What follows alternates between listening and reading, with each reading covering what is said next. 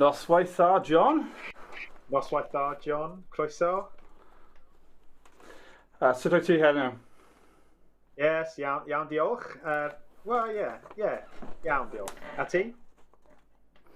Dwi'n gyffrous iawn. Really looking forward to tonight. It really feels weird, actually, doesn't it? Because we were doing these kind of things when we were all in lockdown, and now we're not in lockdown, and we're doing it tonight. And it feels great to be doing it again. It's like I can't remember the last time we did a Mates Live together. Yeah. You excited? I agree, actually. It's kind of like got that retro feel, but it doesn't feel as restrictive as it did previously. But actually, it's kind of got that added excitement that we don't have to be locked in our homes, but we're doing this just because we can, rather than because we have to.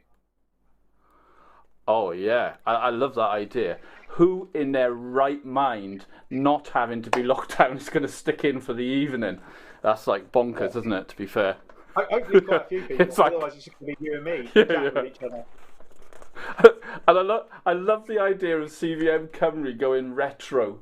That's brilliant. It's true. We should all be in like 80s football shirts and stuff tonight, shouldn't we? Well, we could be. Maybe that's one for next time. I think last time we did one of these, I wore a 90s football shirt. You did, because we had Gavin Peacock, and you were like in complete awe of him, weren't you? Childhood. Yeah, I wouldn't say complete awe, hero. But, we all have. I think you were. Right? A man, you got a man crush. Okay, that's. Yeah, we won't talk about preferences when it comes to sport and films because it can only go wrong. So, tell us what we're doing tonight, John, before we talk about something we shouldn't. Well, so here's the thing. We want to give the guys who were with us right away through lockdown another mates evening. So we're online. We've got a great guest coming up, which I will speak about in a minute. But actually, what I wanted to say was just the intro that we had leading into this. It just reminds us of what we were doing before lockdown, and actually what we're building towards now, getting out in the open, standing shoulder to shoulder with a bunch of guys, and actually having Jesus Christ and the gospel at the center of everything that we're doing. But we're after the hearts of men, aren't we? We're after the hearts of guys, and we want to see these men discover Jesus, because at the end of the day, like literally, that's what we exist for, isn't it? As a ministry, we're here because we believe that Jesus is the greatest message out there. He's the greatest hope. And I think tonight, as we talk to Dai in a bit, and I'll introduce him in a minute, but that's what we're gonna see, and what we're gonna hear is this amazing hope that Jesus offers. Yeah, no, totally, and Edric online, Henna, I'm really looking forward to this. Really looking forward to the conversation with Dai, hearing a little bit about his story, but also hearing about how Jesus has impacted his life, but impacted, and as a result of that, the impact that he's able to have across the nation, and probably a little bit further afield, as I'm sure we'll hear tonight in the conversations we get to have with him. Yeah, for sure. That's exciting, right? So we got a few comments coming in on the social media feeds. Loads of guys saying good evening. So just want to say good evening to everyone who's watching. It's great to have you with us, and we hope that you enjoy the evening. It's going to be a lot of laughs, but there's also going to be some really, really good stuff for us all to take away. Now, I've been hinting at our guests tonight. We have got the one and only Dai Woolridge with us tonight. Now, I got to admit, I absolutely love chatting with Dai. He always makes me smile, and I love his heart for the kingdom. I love how he goes about his business. He's a poet. He's an actor. He's an evangelist. He is the face and the voice of spoken truth. He works with the Bible Society, and get this, he's a multiple author. He's written prayers, texts, and tears. that was the first book I read. It impacted me, and it absolutely helped me in lots of ways in terms of dealing with the tough stuff in life. He's the author of A Christmessy Story. Can't believe we're as close as we are to Christmas, so we give that a big shout, because that's another resource that you're going to be able to get hold of. And also, most recently, he has gone into the world of children's books, and he has written God's brilliantly big creation story. So before we welcome him on, we're going to watch a video this year when the Lions went to South Africa on the very last weekend. It was the weekend when everything was up for grabs. We could have come away with a series win. Some of you listening to this, depending on where you are in the world, you'll be thinking, it was a great last weekend. Others will be thinking it was a bit disappointing. But the one thing that is true is that this video was a class introduction to that weekend. So we're going to watch it, and then we're going to welcome Dai Woolridge onto screen. Lions v the Box. Titans v Spartans. Who comes out on top? Series level, it's the decider. It's crunch time. Following in the footsteps of giants means big boots to fill. 74 side, step Bennett at 10, offload Edwards at 9, Merv the Swerve and Willie John McBride. 97 side, that great Scott Gibbs cracking ribs like a battering ram you couldn't stop. Jenkins and Jono and drop goal kicking Gus Scott. It's Gus drop! It's there! Class of 21.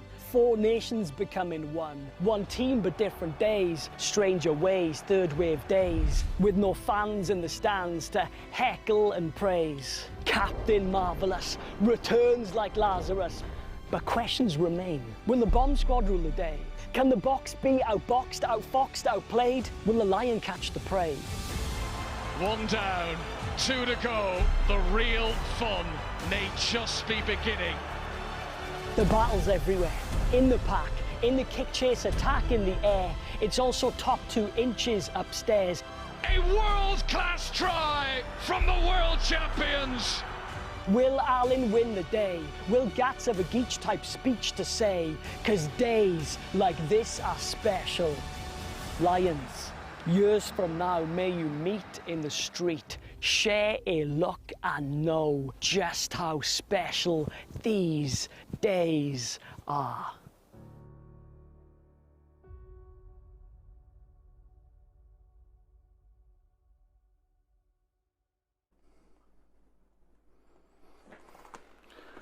So, will you give a big warm welcome? Yeah, it does, doesn't it? It absolutely does. Will you give a big warm welcome to the one and only Mr. Dai Woolridge?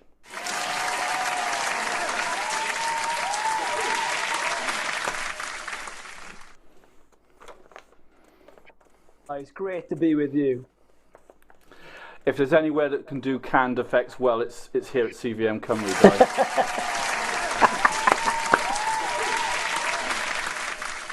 I want a Chris Akabusi next as well, one of those. All right, all right, all right. Give me one of those. Stop it.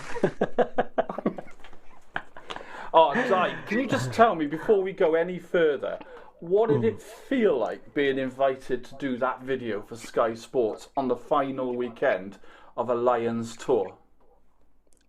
It was all right, wasn't it? No, honestly. No, honestly, like absolutely buzzing. Like there were moments where I was like pinching myself and saying, Lord, take me home now. That's it. It doesn't get better than this. I was, honestly, it was kind of, it was a dream come true, to be honest. Like, I'm a big rugby fan, big Lions fan. And, when Six Nations come around every year and you hear kind of, Eddie Butler kind of just rouse a nation with his words. And he's a craftsman, isn't he? And he's a wordsmith, as well as a good number 8 international himself. And I just kind of look at people like him and Max Boyce, and I'm like, I'd love to do something like that. So yeah, it was an absolute privilege, to say the least.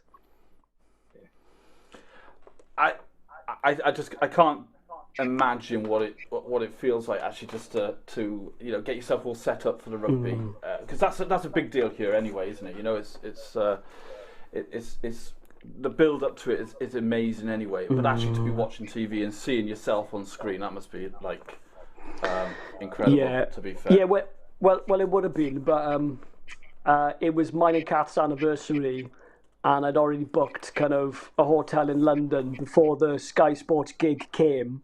So we were like, so first of all, I was trying to wing tickets to like watch the game in the Sky Sports studios. It didn't happen because of COVID. So we just had to find like a random pub in Camden.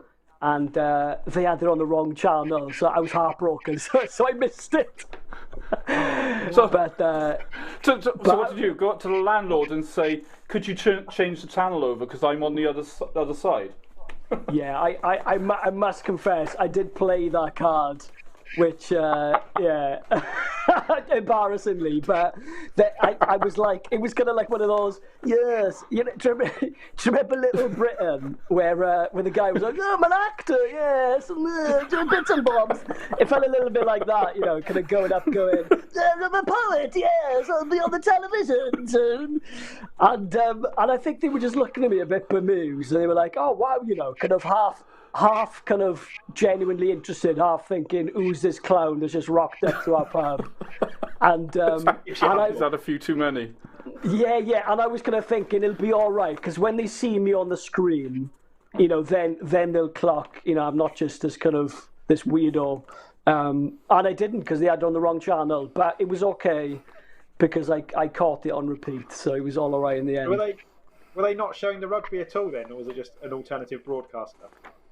No, it was. So there was. I think there was like a stag do or something happening on like at the other end of the pub, and they were having a bit of bants, and I think the landlord wanted to kind of create, some positive vibes, and they didn't want all the kind of chatty stuff at the beginning before the match, so they were like, it was like lads kind of went, lads, kind of like down in drinks and stuff, and yeah, they basically had it on the wrong channels. There was Sky Sports, Sky Sports Main, and then there's the Lions channel. So mine kind of kicked off the Lions coverage, but it was on the other one. But hey ho, it was a blessing nonetheless.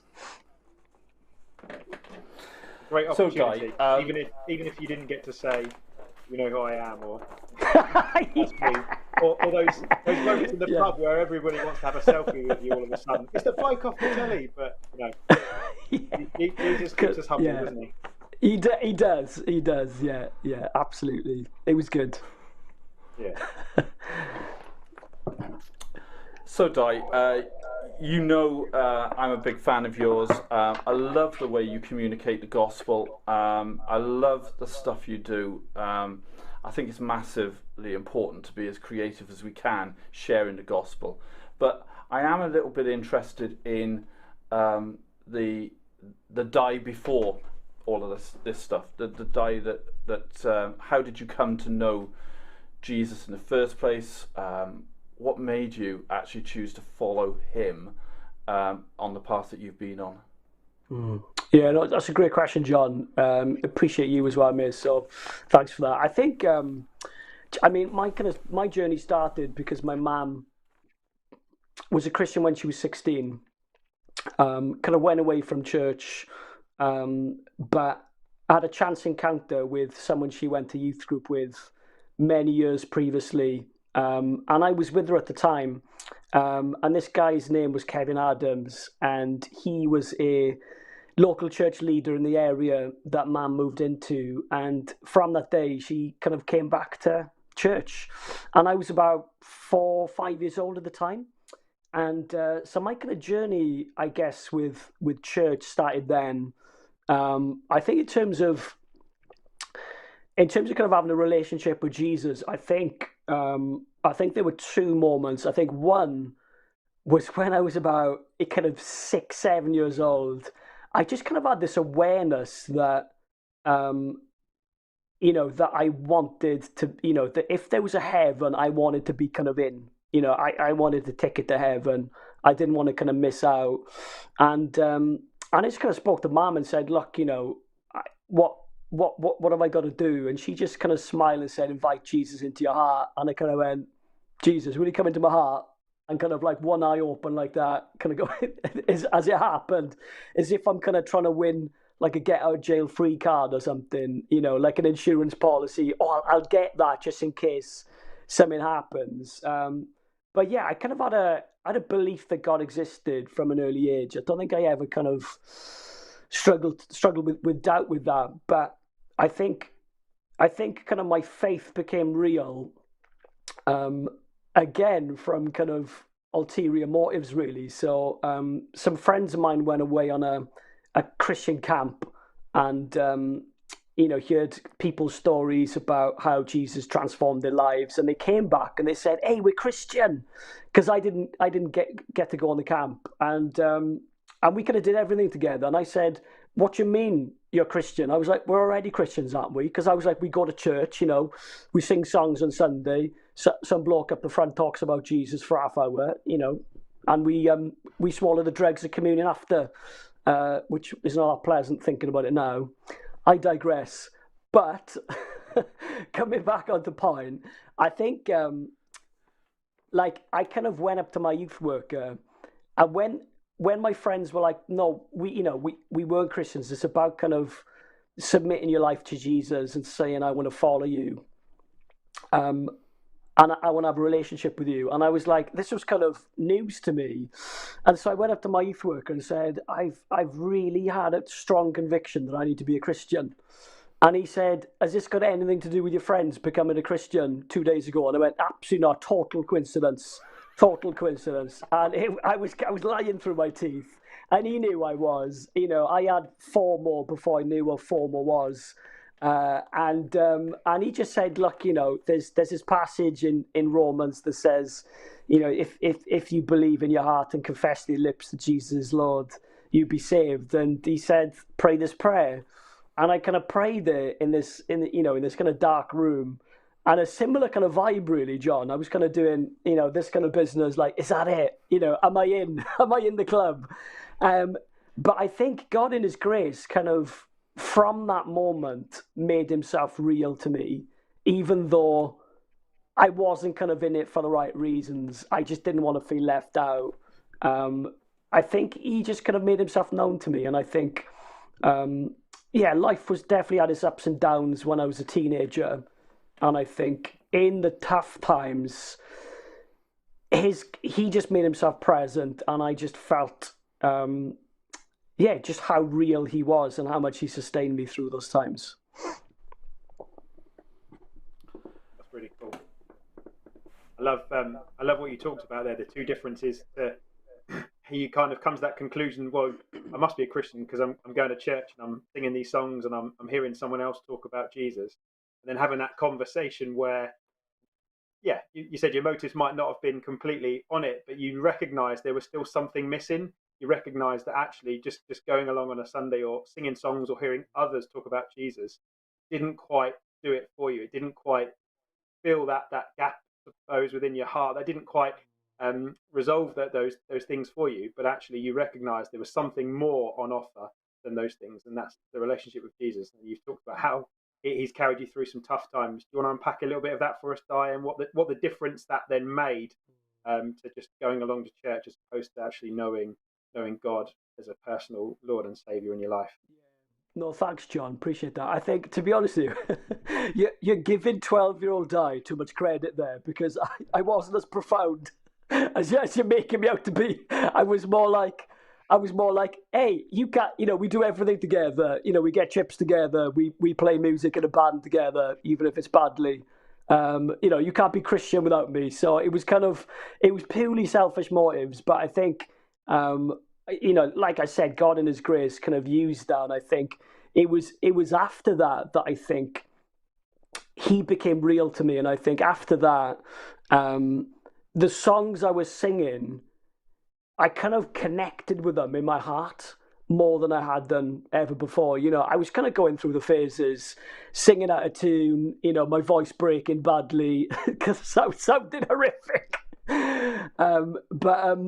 But yeah, I think there was a song by Darlene Zschech who sang "My Jesus, My Savior," and it just had a profound impact on me when I was a teenager, and it became Jesus became someone I was singing these songs to, rather than just a formality of I'm singing these songs, you know, and yeah, and I think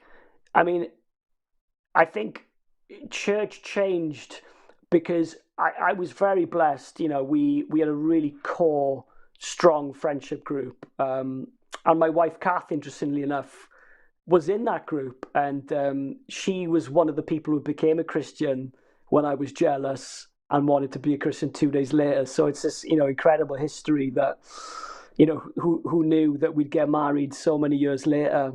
But I think, yeah, this kind of relationship with Jesus was terminology I didn't get until I kind of gave room for him to be in my life and to be my first love.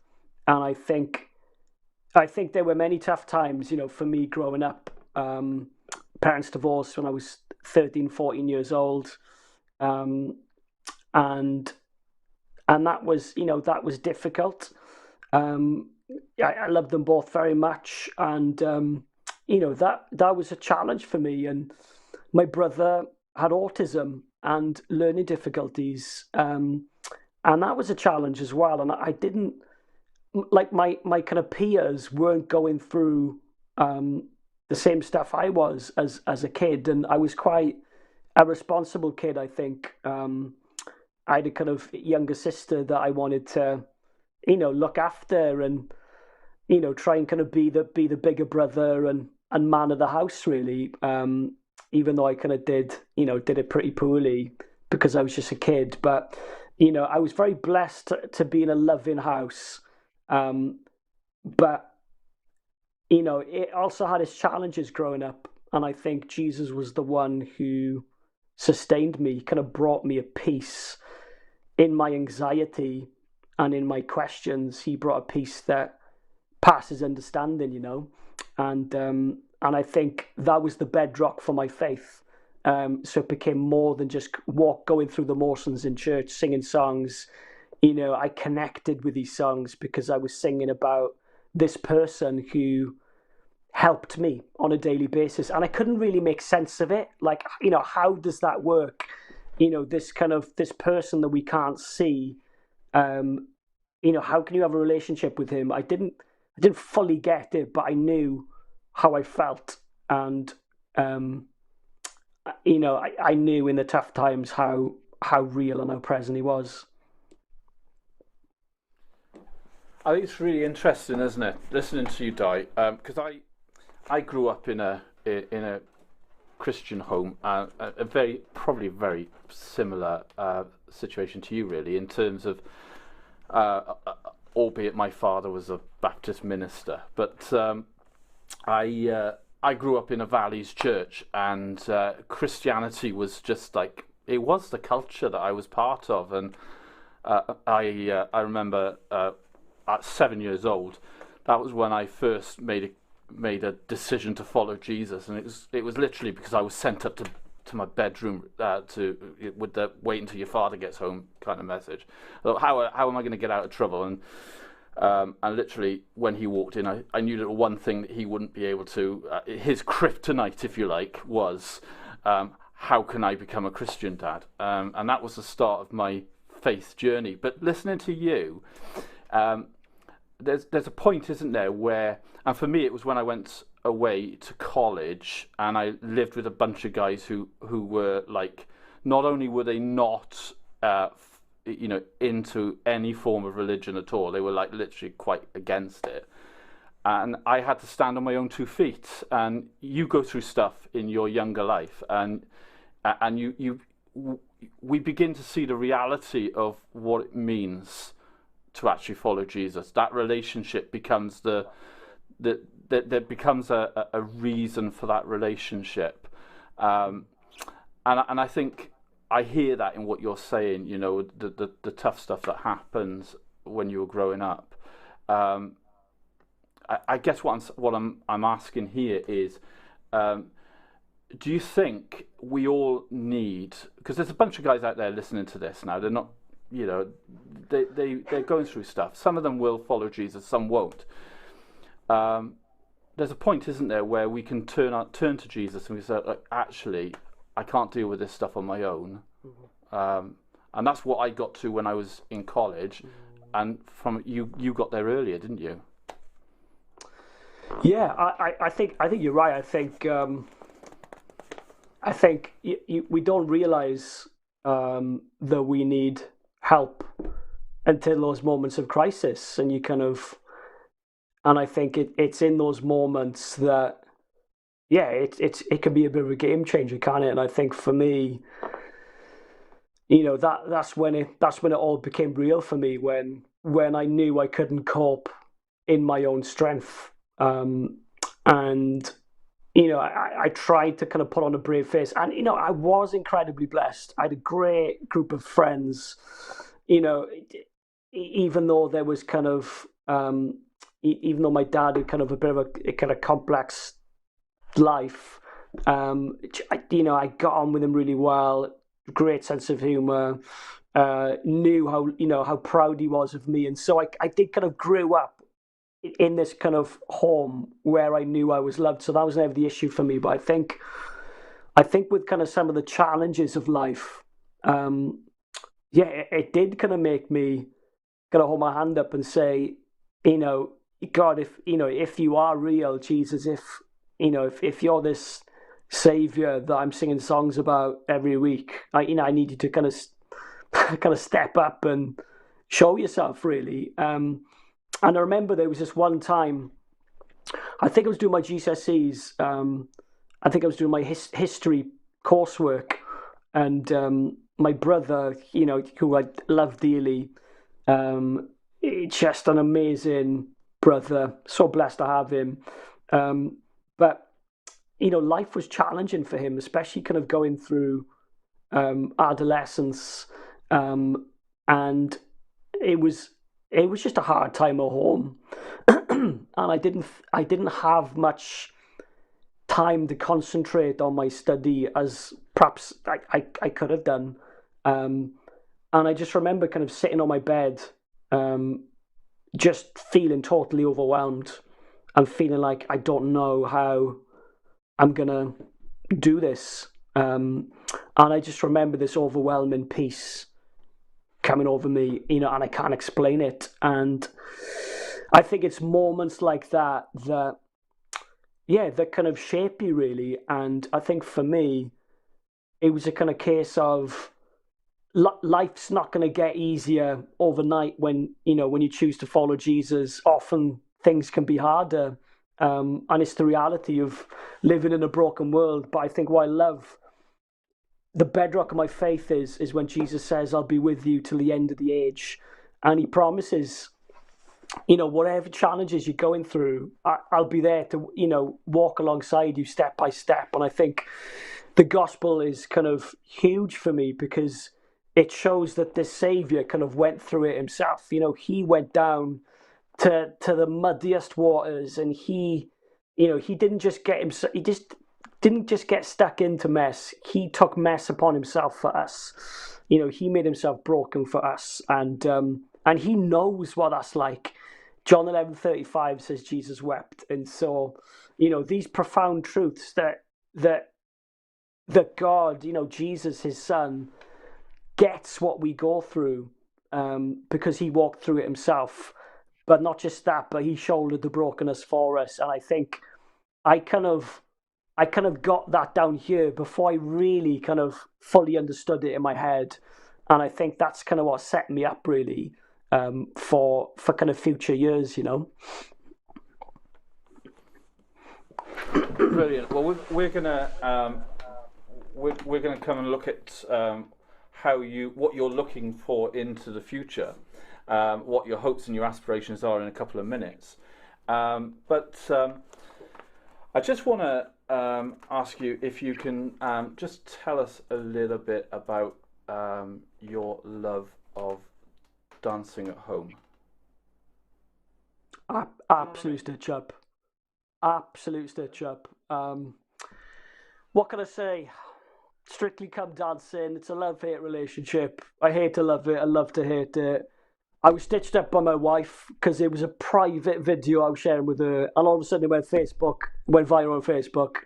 And then secondly, John Stockley's found it, and he's hacked into the Facebook mainframe and downloaded it for you. So, guys, having a gift like this thrown shapes is a burden, but have a look at this and hope you enjoy.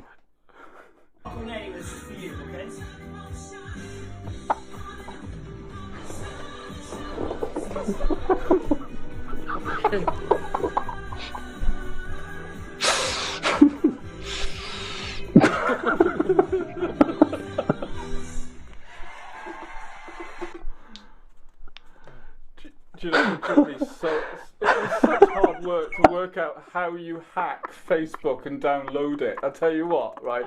I had to go onto the dark web, but it was worth it for that. Oh 19 seconds. It was worth it. Oh my gosh! Cheers, boys. Go on. If you were Craig Revel Hall, what would you give me out of 10? Come on, let's have it. Can I be Len instead? Go on. That is a little bit old school. He hasn't been on Strictly for years, John. You obviously don't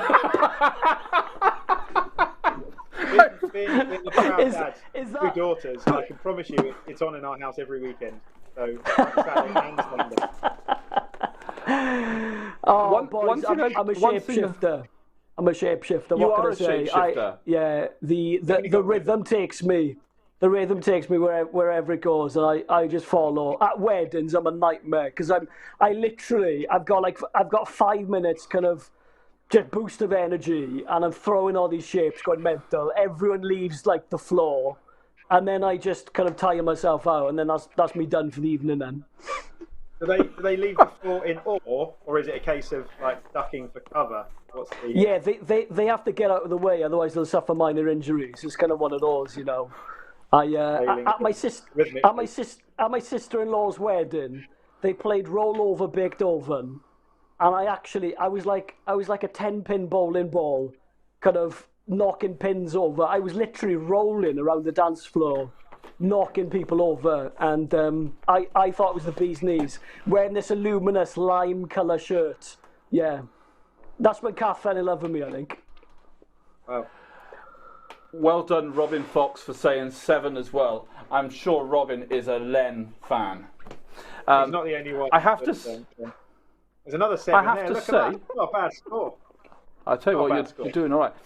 And the reason you're getting 7s is because of the way in which you can move those legs. I have no idea how you can just kick them up that high. Well done. Diane T. Thank you very much. We'll only know when we get to heaven.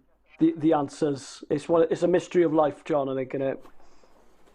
Well, I tried it out this morning and I couldn't do it. You know those teeth. Right. Okay. John, can I see you try and do it right now? Can we all see you try and do it? Have a go. You know what? Give the people what they want. Give the people what they want. I would. I absolutely would. But I'm not trying to get out of it, but I just don't have a portrait view on my camera. So even if I stand up, you can't see. You know. I'm sure we can get some magic working in the background.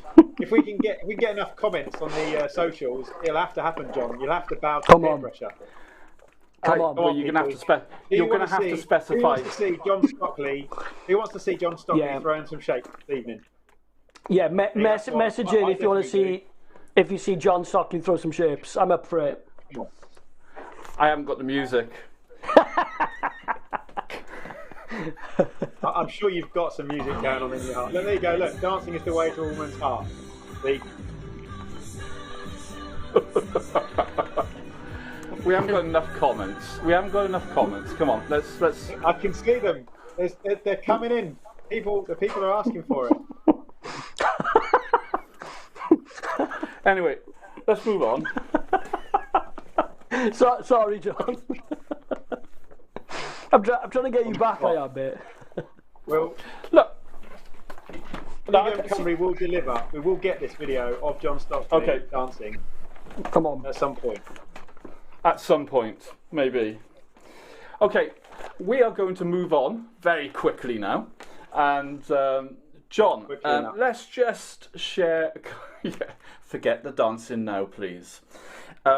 We're going to move on and talk about CVM Cymru and some of the stuff that we've got coming up over the coming months. And get your flares out, John.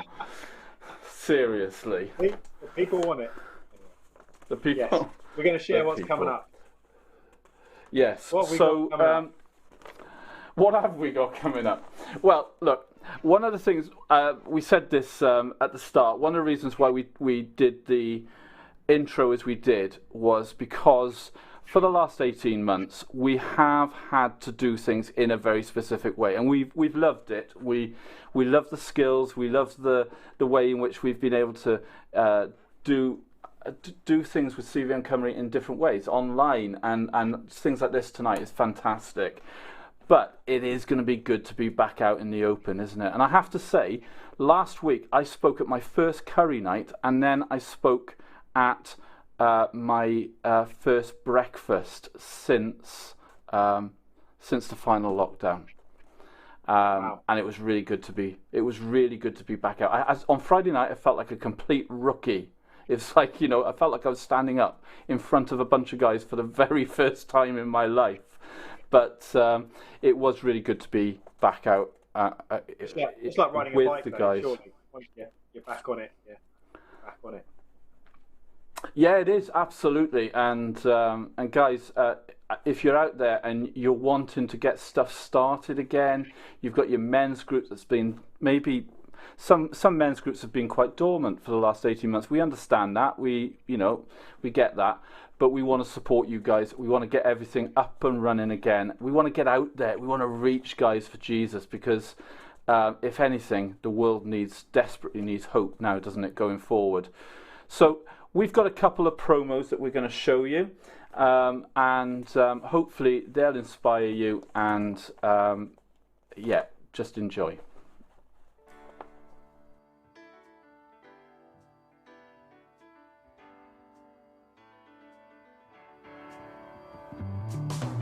So the top bad dad's got to be Darth Vader, and I say this because any father that chops off their son's hand has got to be a pretty bad dad, right?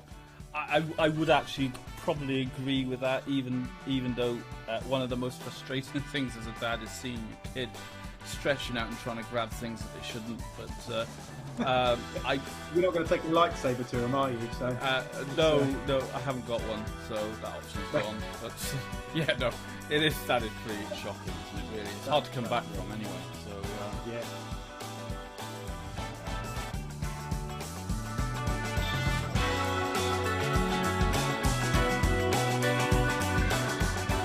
My mind is blown at the imagination of a creator God that put that in place anyway. And again, it just makes me say, wow. And it just fills my heart with a sense of praise and a sense of awe. And I suppose, going back to what I was saying about, idolising or focusing on the wrong things, actually when you stare at, for me, when I stare at that sunset and that coastal horizon line, I just think, wow, and it just gives my perspective that correction that it needs to put God back in the place of God and everything else.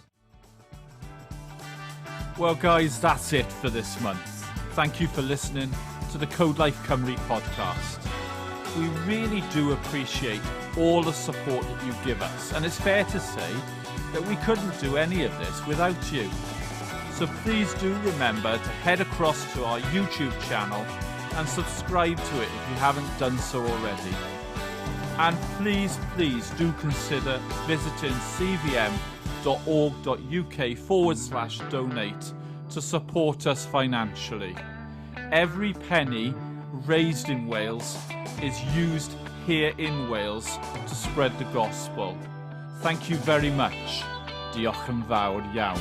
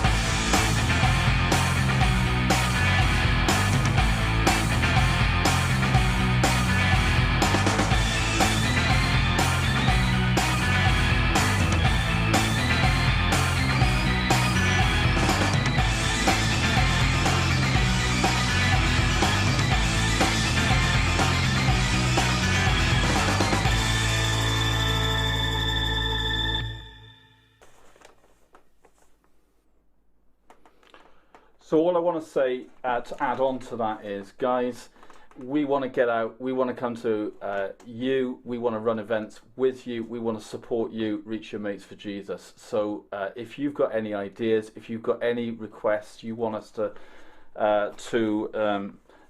respond to, then please do get in touch. wales@cvm.org.uk. Drop us an email and we'll help you. We'll support you in any way that we can. We'll work with the local. We want to work with local church. We are open to all requests apart from me wearing flares. Just to add that caveat in there, John? But no, we are here to resource you, aren't we? We're here to resource men's ministry, reaching out to men and blokes across Wales. And I'm sure I can speak for you and I can speak for the rest of the team when we say we're always up for connecting with new churches, new opportunities and new places in Wales where we can help you and resource you and equip you to reach out to the men, guys in your neighbourhoods and communities. So get in touch with us either via email or on the social media channels as well. I got to say, I'm actually really excited about the future. I love the fact that having come through a season where we couldn't connect quite so easily, I'm not taking any connection for granted anymore. And looking across Wales and the people and the church leaders and the group leaders and the ordinary guys that I meet up with and chat with all the time, we have got a lot to be excited about. So let's do this. And on that note, it'd be great let's invite Mr. Woolridge back with a round of applause.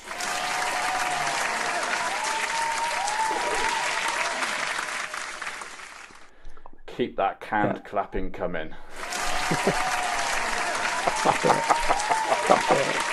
Stop it. You are so popular, Dai. Yeah. Stop it. Yeah, stop.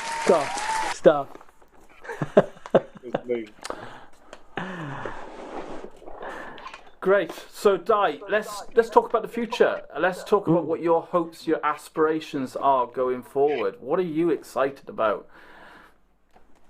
What am I excited about? Great question, John. I mean, you've just kind of picked up on it, really, haven't you? Kind of things are opening back up, aren't they?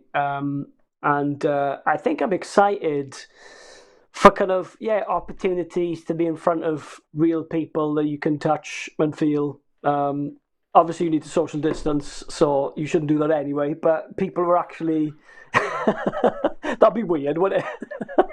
Yeah, you're invited to share and you're just kind of poking people in the eyes. You don't want that. You won't be invited back.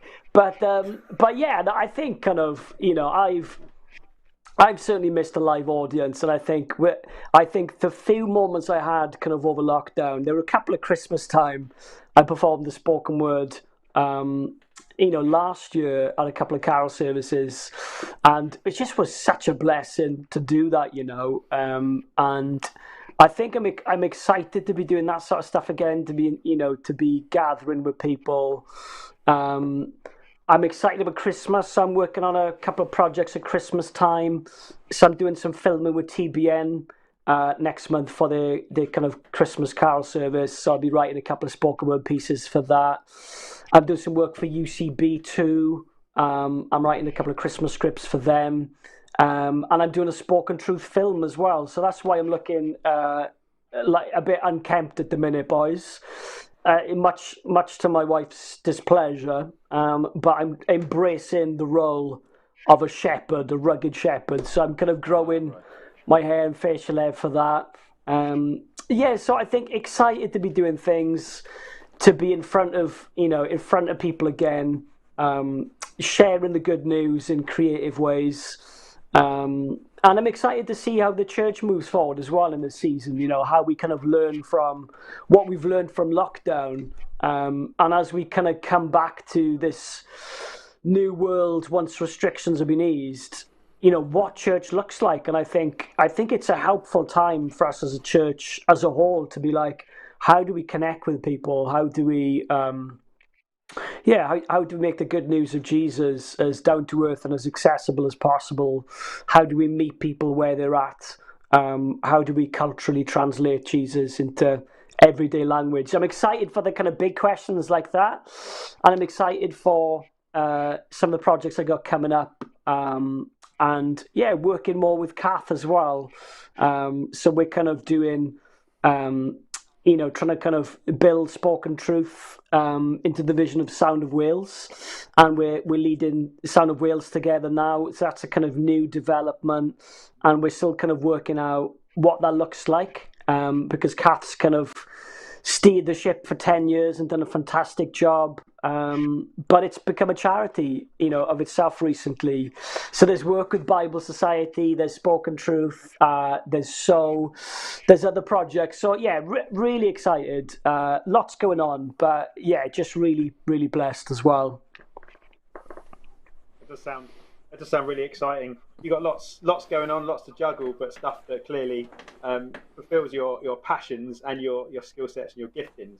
And I wonder, just as you were like asking those questions or considering those questions that the church as a whole gets to look at and explore in this season coming up, as someone who is clearly creative and gifted creatively, what do you think sort of creative church looks like going forward? What do you think are some of the takeaways from the season we've been through that we can, as Christians and as the church, we can look to employ or look to use in a creative way at reaching out and engaging with community and culture around us? Yeah, great question. I mean, to be honest, John, I don't have all the answers by any stretch, but I think we've got to take notice the fact that so many young people connected with church over lockdown that wouldn't have connected with church otherwise. I think I heard a stat at one point that a third of kind of 16 to 25-year-olds engaged with online church. I think I heard that, and I think that's just mind blowing, isn't it? That so many have engaged with what the church has been doing, and I think in a season where people have felt so isolated and lonely, I think, and with COVID being such a global pandemic that's affected everyone, I think it's made people ask big questions, and I think it'll be a real shame if the church just goes back to route one. This is what we've done. This is how we've done it. We winged Zoom. We winged Zoom for like a season, and now it's back to what we know. I think that'll be tragic if we did that. But I know there's lots of churches that are trying to look at a model that works on some kind of hybrid. Really, how can we do both? We need physical connection. We don't want to lose sight of that. But I think getting the church and getting the good news of who Jesus is, into people's lounges where there's not the kind of pressure to maybe go to a place that they might feel not comfortable, a place that they don't know. I think it's a way maybe that you can gently introduce people to church and to Christianity. But I think building relationship is the key. How do we engage with people who've connected with church over all these months going forward? So yeah, I certainly don't have the answers, but I think our church is trying to do a bit of both. Lounge Church Pontypridd is the church I go to, and we're still doing Zooms on a Sunday, but we're beginning to meet twice a month, in person now as well, because we feel that's important. But I think it's meeting people where they're at.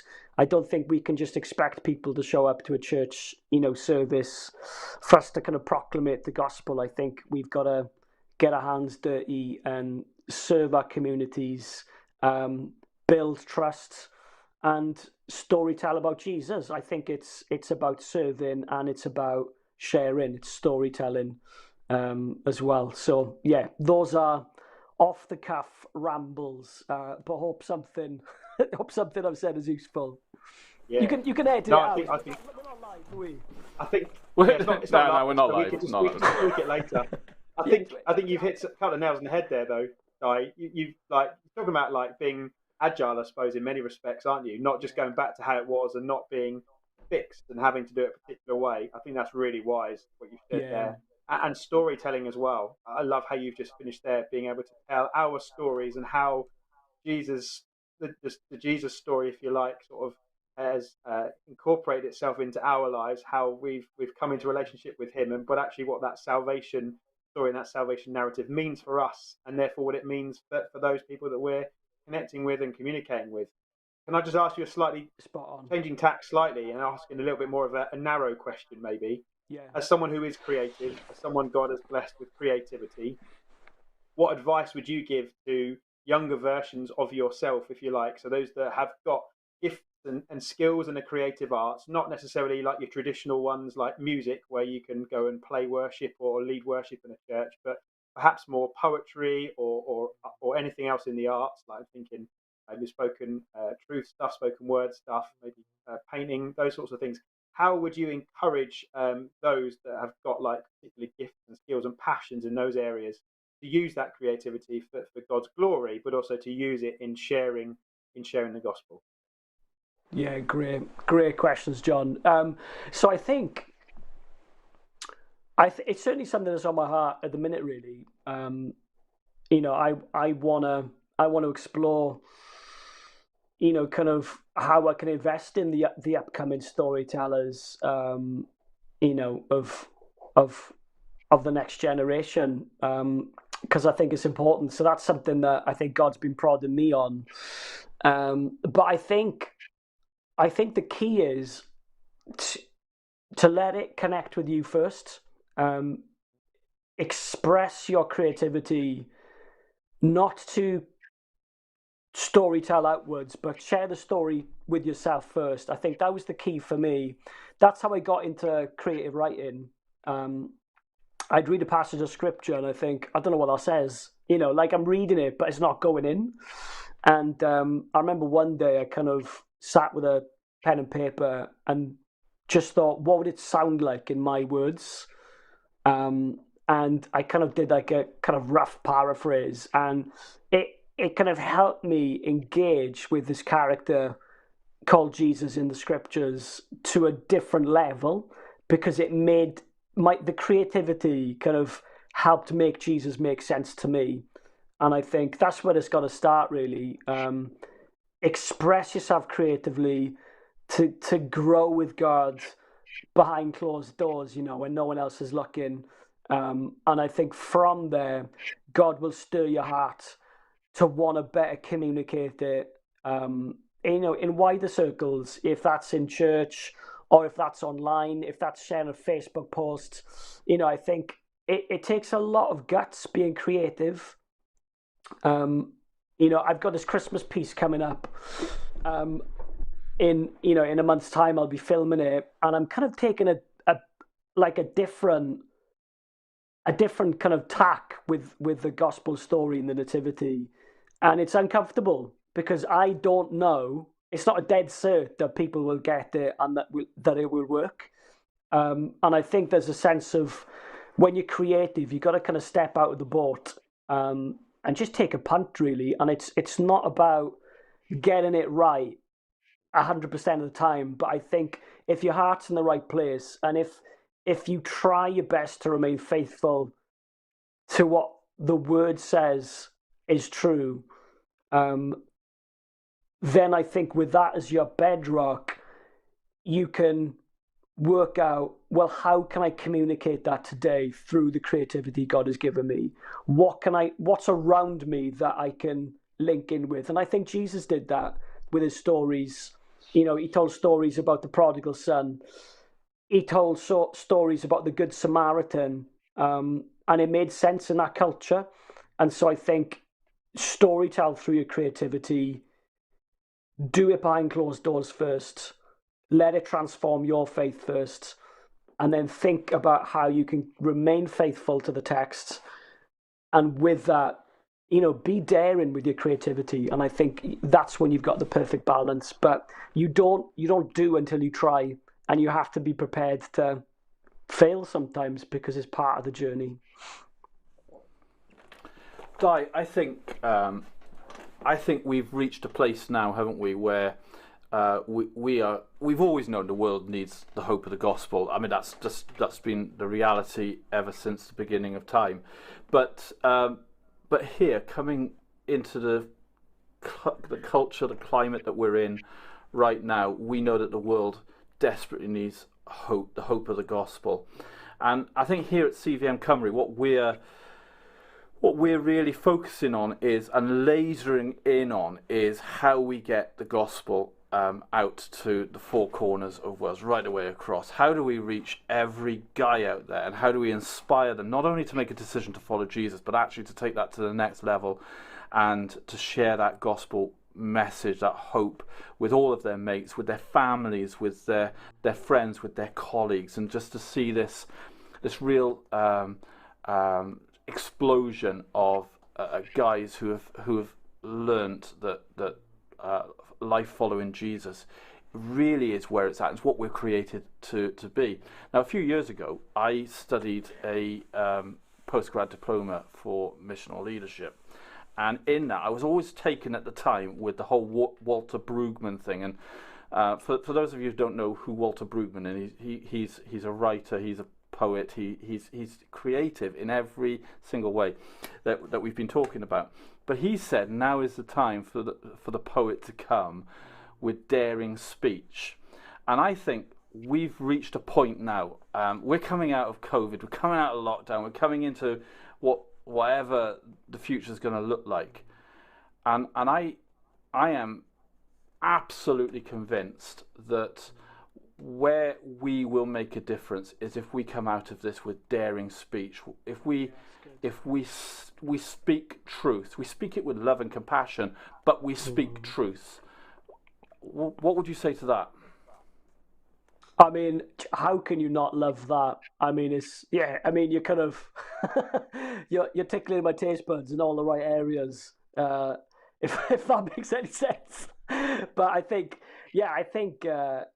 that's great, and I think that's what we need. You know, for me, Jesus is he was incredible because he made his father make sense in his context and in his community.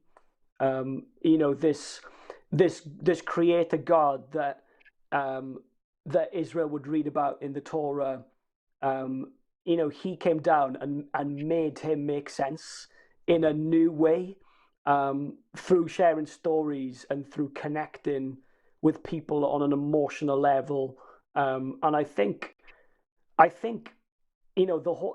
there's so many different stories out there in the world, isn't there? I think we're all impacted by the story of culture and the different sub stories in that.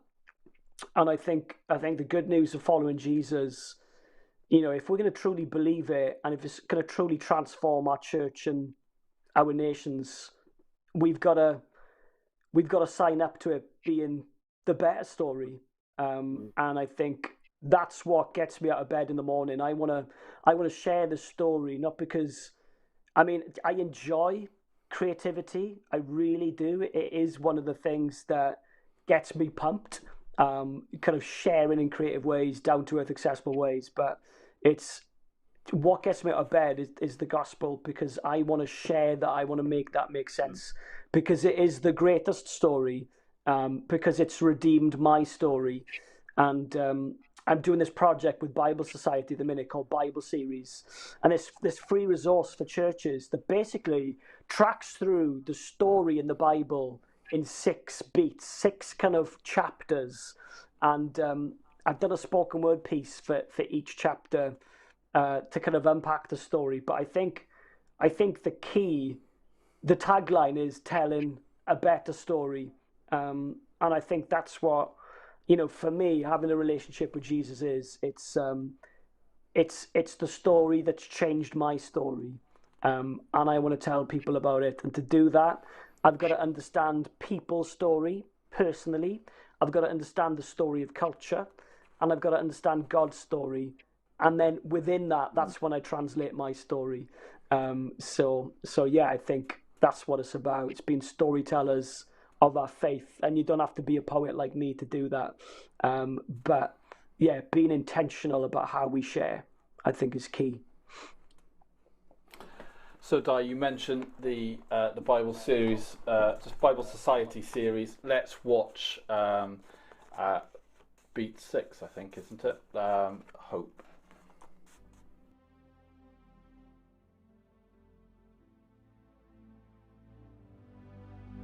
Homing in on the homecoming. I hope you find fruition in the story I'm telling, because there's hope in the better story I'm telling. This is the 6-beat, 6-piece scripture story. This is the overarching rescue plan story. This is part 6 of the better story. Imprisoned in old age, John gets a revelation of the end of the age, of the final chapter and page. God draws back the curtains as John peers in. With apocalyptic pictures, he takes it all in, and he sees the climax of everything. He sees risen Jesus returning in all of his glory, fully fulfilling every single prophecy. This is how the story completes. Sin's death grip which brought depravity, evil's chokehold on humanity will cease. All that stains, smears and suffocates will be substituted for peace in the Saviour. Those adopted into Jesus' family will find meaning. Every piece hurting will find healing. All grieving will fully know the light at the end of the tunnel. All heartbreak will be heart fixed. All questions will be answered. Those stitched to him will be stitched back together. Like a redemptive game of hide and seek, those ones lost, they'll be found. All brokenness will be banished. All baggage will be sent packing as the community of grace-gifted misfits will welcome in the homecoming. We're talking full-on, hope-filled redemption. Cancers will get the ultimate all clear. No need to fear, because every anxiety will find rest in the Almighty. From broken bodies to resurrected bodies. There'll be no space for waste in this physical place, just grace as God recycles, redeems and restores those whom he adores. Love wipes away every tear. Love hijacks the runaway train of destruction and changes its course to kingdom come. 'Cause love won on a jagged cross. No more graveyards, crems and tombstones. Real R.I. and perfect P, 'cause the stone was rolled and the tomb was empty. From despair there'll be perfect repair, and hope will be there as the highlight for all time. And pain won't just be managed, it'll be past tense. As the tree of life will be a healing balm for all nations.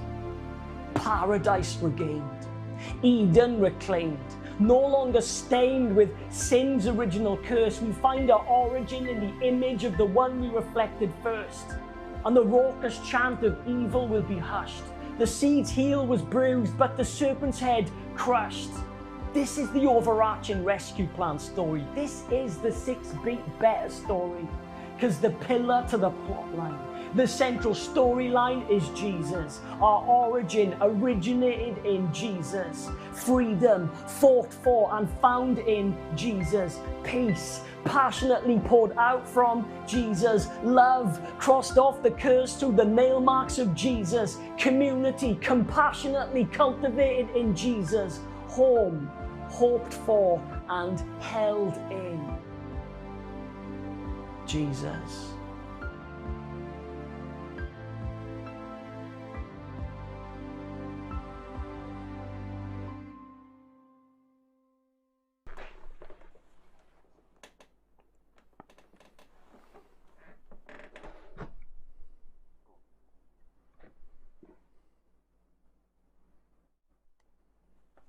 Wow. What a I don't think there's a better way to finish than that this evening. That was just yeah, it's epic. Hope-filled truth there. So I just want to say thank you, Dai, for joining with me and John tonight, chatting with us, sharing some of your story, sharing some of your God-given giftings and talent, and speaking into yeah, what gospel sharing in this great nation of Wales could look like. So thank you ever so much for joining with us. Diolch yn fawr iawn. Guys, really appreciate you both. Love what you're doing at CVM Cymru as well. So yeah, keep it up, and pleasure to hang out with you. Thank you. And I'm sure we'll get Jon dancing in the future, even if it's not on camera. We want to thank all of you chaps as well for joining with us tonight, don't we, Jon? Yeah, we do. And can I just say, sorry guys, you just did not give enough comments. If you'd have posted more comments, I would have done it. But there you go. Dai, it's been fantastic to be with you tonight. And guys out there, can we just encourage you to really go for it? Not just hold the hope that you have within yourself. Share it with your friends, share it with your mates, share it with your family, share it with everyone you can. Now is the time for daring speech. Now is the time for us to offer hope without fear. The world desperately needs it. Jon, it's been great to do this with you again. Really, I love it every time. And diolch yn fawr to you both. Well, yeah. Thank you, Jon. And you and I will be back shortly with our next CVM Cymru podcast as well, which we shared the details for earlier on, so you can always listen to that if you miss mine and Jon's dulcet tones too much. But from us this evening, we want to say diolch yn fawr iawn for joining us, and we will see you and speak to you all soon. Nos da, pawb. Good night. Nos da.